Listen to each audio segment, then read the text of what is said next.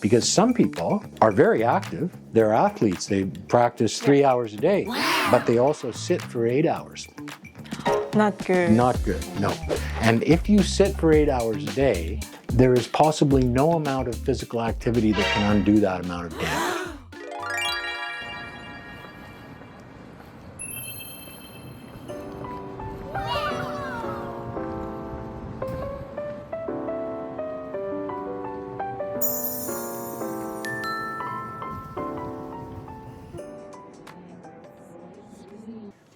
When I'm externally rotated 90 degrees, rectus medius becomes an abductor. When I cross my body, I'm using primarily my adductors.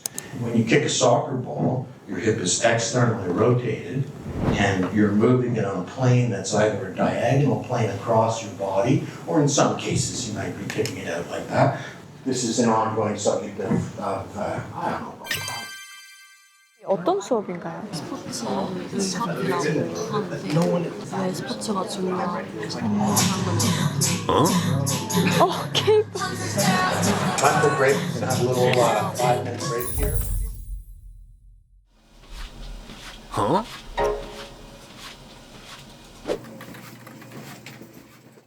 My name is Doug Richards. I took care of Olympic teams and the Toronto Raptors and all of the teams at University of Toronto that we call the Varsity Blues. That was my primary job for 40 years. I was a doctor. In 2021, 5 years ago, I retired from medical practice so that I can spend summers with my grandchildren, and now I'm a professor only. I don't practice medicine anymore. Yeah, so kinesiology is the study of movement. It's not just about sports. Sports is a small part of it. How exercise or movement affects human beings, how we produce movement, how we produce force, everything to do with movement. So movement is at the center of it all, the center of health, every aspect of it. It's better to move, which is why my desk is a treadmill. When I'm working, I'm walking. You got to be physically active.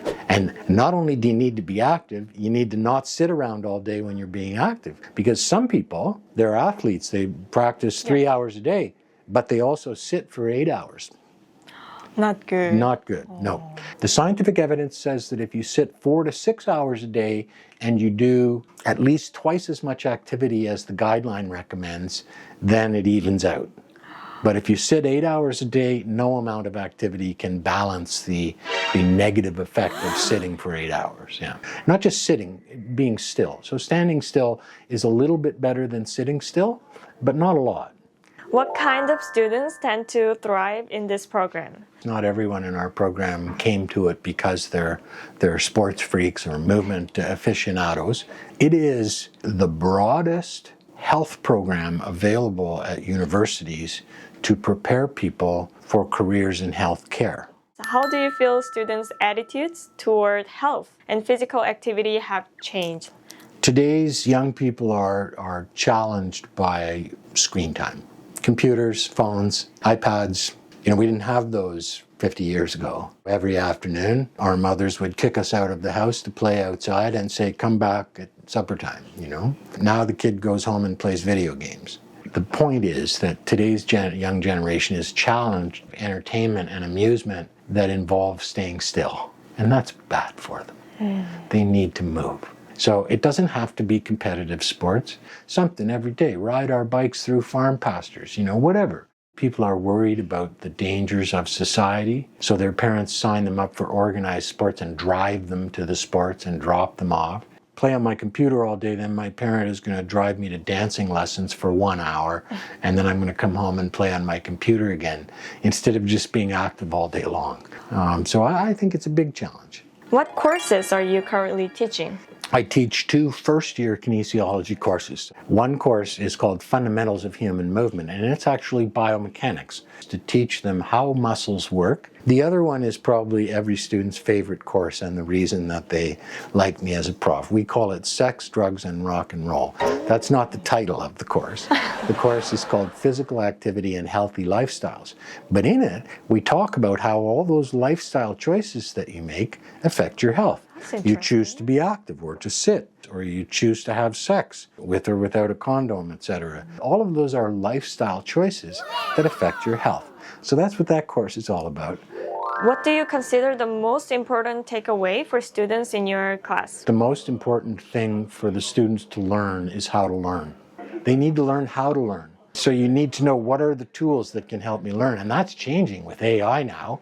It's a whole new game. It's increasing the expectations. Now when we ask them to do a presentation in class, the speech and the spelling and everything better be perfect. So it's raised the level of expectations. They need to understand that, because they have better tools. We encourage it because, hey, this is 2026.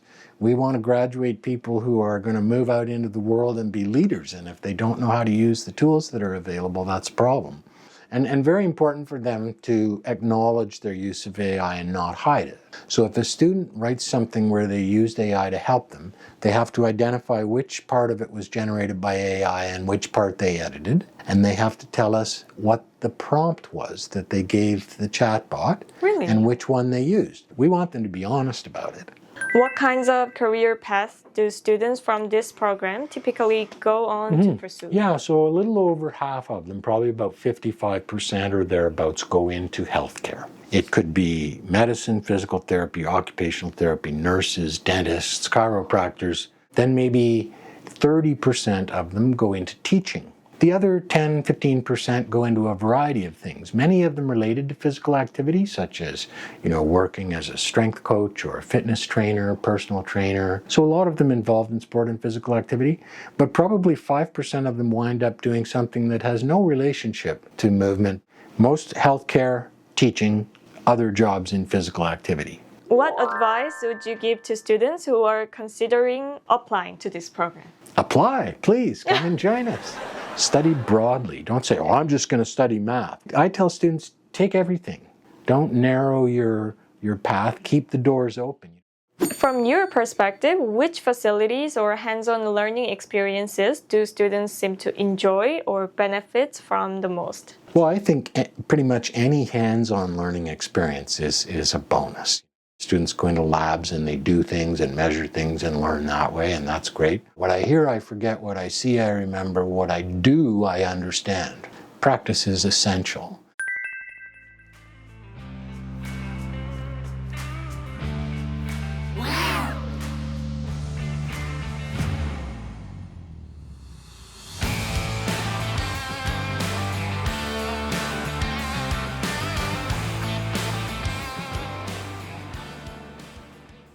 여기는 레킨터시 클리닉인데 벌시리 팀 선수들이 피지오테라피스트 분들이랑 치료를 하거나 3, 4학년 때 일단 실습하는 공간인데 더 환자들이랑 가까이 인터랙트 하는 걸로 알고 있어요.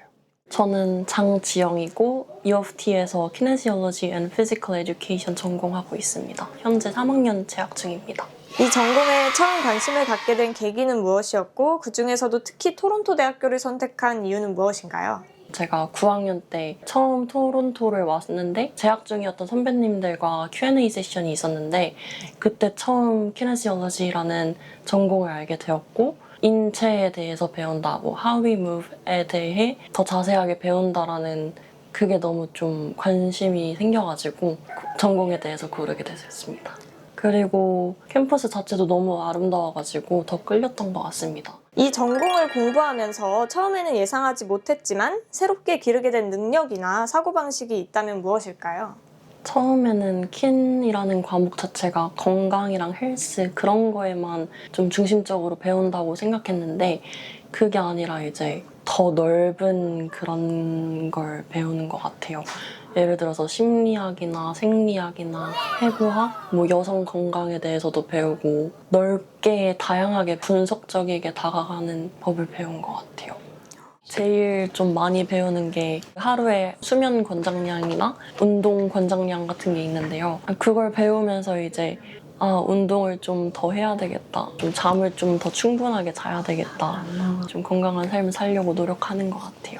공부하면서 가장 어려웠던 부분은 무엇이었나요? 가장 어려웠던 거는 일단 1학년 때 듣는 해부학 수업이 가장 어려웠거든요. 저는 외울 것도 많고 개념도 되게 좀 넓어가지고 혼자 공부하는 것보다는 이제 같이 공부하는 게 좋았던 것 같아가지고 친구들이랑 같이 공부하면서 모르는 개념 있으면 물어보고 서로 도우면서 진행을 했던 것 같아요. 서로의 몸의 구조를 보면서 얘기를. 그런 것도 있어요. 운동 잘하는 애들은 이제 머슬이 좀 잘 보이니까 걔네한테 야 이거 좀 제대로 보여줘봐 하면서 운동 좋아하는 애들은 또 자랑하려고 이거 더 보여주고 근데 그래가지고 좀 더 친해지면서 더 재밌게 배울 수 있었던 것 같아요. 리처드 교수님의 수업은 인기가 많은 것으로 제가 익히 들어 알고 있는데 실제로 어느 정도인가요? 교수님이 강의를 좀 더 지루하지 않게 재밌게 진행하기 위해서 뭐 노래를 켜주신다든가 중간중간 쉬는 시간에 춤을 춰주신다거나 그리고 제가 1학년 때 수업 중에서 이제 가장 기억 남았던 게 갑자기 수업 도중에 카트윌을 하셨어가지고 아니면 이제 테이블 위에 올라와가지고 스트레칭 같은 거나 색다른 자세들을 보여주시는 것 같아요. 다른 교수님들이랑 좀 다르게. 최근 학업 환경에서 AI 도구 사용이 늘고 있는데요. 과제를 하면서 나 이 부분 헷갈리는데 혹시 개념 정리 좀 해줄래? 시험 기간에는 특히 그 MCQ나 Short Answer 만들어 달라고 해가지고 예상 문제를 뽑아낸 다음에 그걸 위주로 이제 시험 공부를 하면서 리뷰를 하는 것 같아요. 캠퍼스 내에서 가장 좋아하는 학습 공간이나 시설이 있다면 어디이며 그 이유는 무엇인가요? 일단 가장 좋아하는 학습 공간은 그 로버츠 도서관이라고 5층을 제일 좋아해요. 1학년 때부터 계속 쭉 가고 있어가지고 제 2의 집 같은 느낌이 들기도 하고 학생들한테 이제 24시간 열려 있어가지고 시간 제약 없이 그냥 자유롭게 공부를 할 수 있어가지고 좋은 것 같아요. 이 전공이 진로에 대한 생각에는 어떤 영향을 주었나요? 아직 구체적이진 않지만 일단 재활 쪽으로 한번 진로를 펼쳐보고 싶습니다. 마지막으로 이 전공 지원을 고민하고 있는 학생이 있다면 어떤 조언을 해줄 수 있을까요? 왜 사람의 몸의 움직임이 흥미로운지를 스스로 질문해보라고 하고 싶어요. 단순히 운동을 좋아해서가 아니라 그걸 좀 더 분석적이게 다가가는 그런 호기심이 있어야 이 전공에서 잘 살아남을 수 있을 것 같고 더 재밌게 즐길 수 있을 것 같기 때문이에요. 그리고 미래나 그런 게 좀 고민들이 많을 시기인데 일단 다양한 수업과 경험을 통해 자신이 뭐에 관심이 있는지 찾아가면 좋을 것 같다고 생각해요. 그걸 찾아가는 과정도 되게 값진 시간이라고 느껴졌기 때문에